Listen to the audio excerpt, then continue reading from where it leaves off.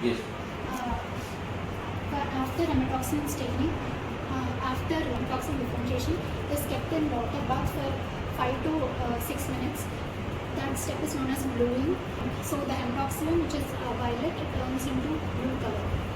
Bluing. So that is blue.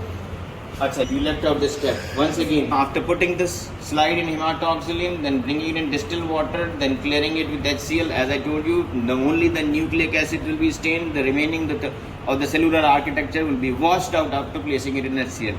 Now the next thing she was telling is about the bluing thing. Bluing is what? Once again, be loud.